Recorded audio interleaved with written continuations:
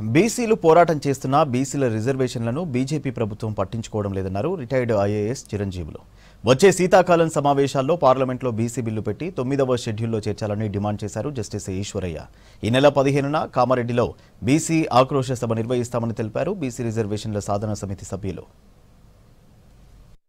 అదేవిధంగా ఈడబ్ల్యూఎస్ రిజర్వేషన్లు ఎవరు అడగకుండానే ఇచ్చినటువంటి బీజేపీ ప్రభుత్వం చాలా ఉదారంగా అగ్రకులాలకు ఇచ్చింది. కానీ బీసీలకు వస్తే 7 నెలల నుంచి వాళ్ళు దాన్ని అక్కడ కోల్డ్ స్టోరేజ్లో పెట్టి బీసీలు రోడ్ల మీద పడి ఉద్యమిస్తున్నా పట్టించుకోకుండా బీజేపీ ప్రభుత్వం వ్యవహరిస్తుంది.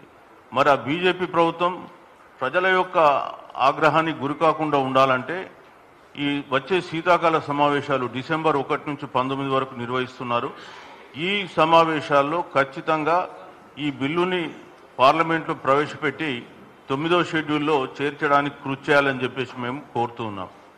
అట్లాగే బీసీల పట్ల నిర్లక్ష్య వైఖరి అవలంబిస్తున్నటువంటి బీఆర్ఎస్ను కూడా ఎండగట్టాల్సినటువంటి పరిస్థితి ఉంది. వాళ్ళని గురించి కూడా ప్రజలకు వివరించడం జరుగుతుంది. అన్ని కులాలతో కలిపి ఒక ఆర్గనైజేషన్ కమిటీ ఒకటి ఏర్పాటు చేయడం జరిగింది.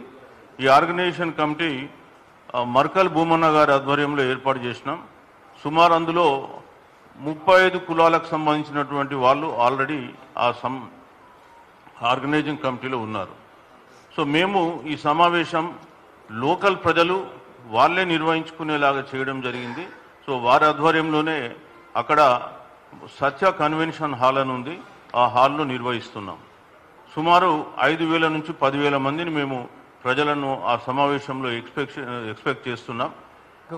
ఈరోజు మీ అందరికి తెలుసు 42% బీసీ రిజర్వేషన్ల సాధనా సమితి ఎంత చిత్తశుద్ధితో పనిచేస్తూ ఉంది.